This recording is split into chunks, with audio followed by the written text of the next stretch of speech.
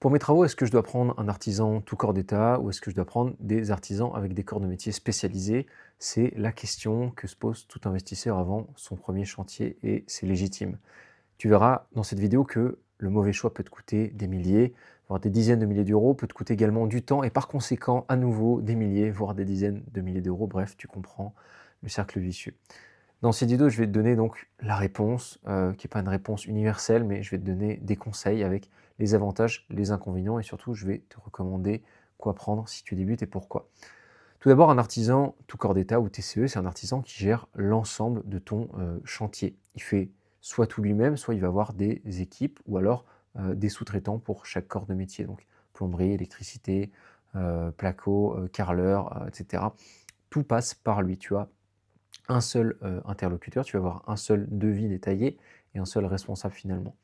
À l'inverse, les artisans spécialisés, donc l'électricien, le plombier, et cetera, chacun va avoir sa spécialité. Donc le plombier va faire de la plomberie, le plaquiste va faire du placo, le carreleur va faire du carrelage, et cetera. Et chacun fait son métier et pour le coup, là, c'est toi qui coordonnes toutes les équipes et qui gères toutes les équipes. Donc tu gères les plannings, tu gères les délais, tu gères les interfaces entre les différents corps de métier. Finalement, tu pilotes toute ton opération d'une main de maître en jouant le rôle de chef de chantier. Donc, tout d'abord, c'est quoi les avantages avec l'artisan tout corps d'état? Premier avantage, eh bien, la simplicité. Tu n'as qu'un seul interlocuteur, tu lui donnes le projet entièrement, il le gère. Tu n'as pas besoin de coordonner 5 corps de métier, 5 artisans, 5 personnes différentes, parce que c'est aussi de l'humain qui est derrière tout ça. Avantage numéro 2, la responsabilité. S'il y a un problème, c'est l'artisan tout corps d'état qui est responsable, c'est pas quelqu'un qui va venir te dire: «Non mais c'est pas moi, c'est l'autre». Ça arrive souvent sur les chantiers. Donc s'il y a une malfaçon sur le chantier, c'est son assurance décennale qui est censée le couvrir. À ce propos, je t'invite à aller voir ma vidéo sur toutes les erreurs à éviter, sur un chantier et surtout sur un devis. Donc tu as un seul contrat, une seule assurance, c'est plus simple, c'est carré et tu t'embêtes pas, tu perds pas de temps. Troisième avantage, eh bien, c'est un gain de temps. Qui dit gain de temps, qui dit indirectement gain d'argent. Donc l'artisan du corps d'état connaît ses équipes, il connaît les délais, il sait coordonner, il connaît indirectement tous les différents corps d'état. Le chantier avance sans que tu aies besoin de passer 3 appels par jour et de passer 2 à 3 fois par semaine. Donc c'est quand même une tranquillité d'esprit à avoir. Maintenant, quels sont les inconvénients? Parce que s'il n'y en avait pas, ça serait trop beau. Donc premier inconvénient, bien évidemment, le prix. Un artisan tout corps d'état, ça va coûter généralement plus cher parce qu'il va prendre une marge sur chaque corps de métier qu'il emploie indirectement. Et c'est normal parce qu'il coordonne tout. Donc tu vas compter 10, 15 à 20 de plus qu'avec des artisans spécialisés pour lesquels tu vas passer en direct. Inconvénient numéro 2, la dépendance. Si un artisan tout corps d'état est mauvais par essence, tu vas remettre ton chantier entre des mauvaises mains. Donc en fait, c'est comme si tu mettais tous tes œufs dans le même panier et si jamais tu as le moindre défaut, la moindre chose qui ne va pas sur le chantier, tu vas devoir en reprendre un autre ou alors tout gérer par toi-même pour trouver des solutions. Inconvénient numéro 3, tu as moins de contrôle sur ton chantier. Tu ne sais pas forcément qui intervient, tu n'as qu'un seul interlocuteur encore une fois, donc tu ne sais pas qui, comment, avec quel matériau. Si tu veux entrer dans le détail, tu vas être assez précis, assez poussé, il va falloir parler, il va falloir communiquer toutes tes envies, tous tes désirs pour ton chantier, parce que n'oublie pas que c'est ton opération et que tu ne laisseras personne se mettre en travers de ta route pour mener à bien ce que toi tu as imaginé. Donc tu fais trop souvent confiance et tu te reposes trop sur tes lauriers finalement en pensant que lui va pouvoir tout piloter, mais parfois la confiance, le surplus de confiance, ça peut te coûter vite cher. Maintenant, passons aux avantages avec les artisans spécialisés. Donc, avantage contraire numéro un, évidemment, c'est le prix. Encore une fois, ça va te coûter 10 à 20 moins cher. Pourquoi? Parce que tu ne vas pas avoir d'intermédiaire, tu payes chaque artisan en direct et ça peut être une bonne solution si justement tu as un budget à optimiser pour ton premier investissement. Avantage numéro 2, l'expertise. Chaque artisan spécialisé connaît son corps de métier par cœur, a priori. Donc, c'est son expertise, c'est son domaine. Et l'électricien ne fait que de l'électricité, il connaît les normes, il connaît les dernières techniques et puis surtout il va être, plus pointilleux parce qu'il connaît aussi toutes les réglementations et tout ce qu'il y a à savoir dans le détail sur, tel ou tel poste et il fera probablement tout un poil mieux que ton artisan tout corps d'état. Avantage numéro 3, le contrôle et là pour le coup, tu choisis chaque artisan. Tu sais à qui tu as affaire, tu les as rencontrés, tu leur as parlé, tu as échangé avec eux, tu vas négocier chaque devis et finalement tu maîtrises chaque poste, tu maîtrises tout ton budget et tout ton opérationnel, chantier. Maintenant, quels sont les inconvénients des artisans spécialisés? Premier inconvénient, la coordination. C'est toi le chef de chantier encore une fois, donc tu vas devoir gérer les plannings, les interfaces, les différentes relations, créer des groupes pour les mettre tous sur le même groupe, coordonner les différents jours auxquels ils vont devoir se présenter, dans quelle ordre ils vont le faire. Tu vas devoir gérer les relations entre eux, parfois il peut y avoir des relations conflictuelles. Tu vas devoir gérer les malfaçons, les retards de l'un qui vont impacter l'autre, etc. Donc c'est quand même beaucoup de gestion et beaucoup de temps à investir là-dedans. Inconvénient numéro 2, la responsabilité qui est diluée. S'il y a un problème entre 2 corps de métier, on l'a vu un peu plus tôt, bah, c'est le bordel. Le plombier va dire que c'est la faute de l'électricien va dire que c'est le faute du plaquiste et le plaquiste va dire que c'est la faute, du plombier. Donc on ne s'y retrouve pas dans tout ça.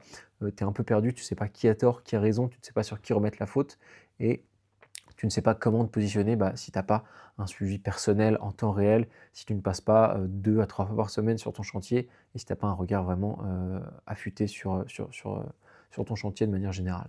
Inconvénient numéro 3, bien entendu, le temps. Ça te prend beaucoup plus de temps entre les appels, entre, la gestion des relations, les vérifications pour chaque corps, d'état, individualisé. C'est en fait, finalement, c'est quasiment un job à temps partiel, donc il faut que tu aies le temps, l'envie, l'énergie, la disponibilité pour faire tout ça. Alors, en fin de compte, c'est quoi le mieux et quelles sont mes recommandations? Donc, ma réponse, c'est que ça dépend de ton expérience, de ton budget et de ce que tu es prêt à investir en temps et en énergie. Si tu débutes, si c'est ton tout premier chantier, je te recommande clairement de passer par un artisan tout corps d'état parce que tu ne sais probablement pas encore gérer un chantier, tu ne connais pas forcément encore les délais, les interfaces entre les corps de métier, les pièges à éviter et surtout, tu n'as pas forcément le réseau nécessaire, tu n'as pas forcément le réseau d'artisans, tu n'as pas encore des artisans de confiance. Et ça, la confiance, ça se crée sur le long terme. C'est pareil qu'avec des partenaires bancaires, par exemple. Donc avec un bon artisan tout corps d'état, tu payes un peu plus cher, mais tu apprends. Tu payes également ta tranquillité d'esprit. Tu vois comment ça s'organise et tu comprends le déroulement d'un chantier. Tu évites les erreurs de débutants qui finalement te coûteront bien plus cher que les 10 à 20% de marge que tu perds par rapport à des artisans spécialisés. Hem, sur mon premier chantier, à titre d'exemple, j'ai pris un artisan de confiance, que je connaissais aussi, qui m'avait été recommandé par de la famille et il s'est malheureusement associé avec un autre artisan, plutôt bon sur le fond, mais exécrable sur la forme, avec un travail ultra lent, avec des consignes pas respectées. J'ai dû faire repasser, le consuel qui est chargé de vérifier les normes électriques 4 fois, donc au lieu de payer 120 €, j'ai payé quasiment 1 000 € de consuel. J'ai pris 6 mois de retard, résultat, quasiment 10 000 € de pertes estimées. Donc si j'avais pris un véritable artisan tout corps d'état avec ses équipes de sous-traitance, quelqu'un de structuré dès le départ, eh bien j'aurais évité toutes ces erreurs, j'aurais évité toutes ces pertes, cumulées et j'aurais économisé, bah, du temps, de l'argent et de l'énergie. Maintenant, si tu as déjà fait 2 ou 3 chantiers ou que tu es à l'aise en travaux, que tu as ton réseau, que tu connais, bah, un bon plombier, un bon électricien, un bon plaquiste et cetera. Là, tu peux passer par des artisans spécialisés et tu vas finalement économiser, de l'argent et garder le contrôle sur ton opération. Enfin, dans tous les cas que tu prennes un artisan tout corps d'état ou des artisans spécialisés, il y a des points non négociables et ça encore j'en parle dans ma vidéo sur comment ne pas tomber dans les pièges, comment bien lire un devis. Donc premier point, la décennale, l'assurance décennale. Tu vas demander l'attestation, tu vérifies qu'elle est à jour, qu'elle est bien au nom de la personne qui te l'a fournie, et tu vérifies que tous les travaux sont bien couverts par cette dernière. Deuxième point à ne pas négliger, l'échelonnement des paiements. Tu demandes, tu demandes 20 à 30 max à la signature du devis, puis ensuite tu échelonnes selon l'avancée des travaux. Tu ne vas pas fournir, d'un coup, les 70-80 restants.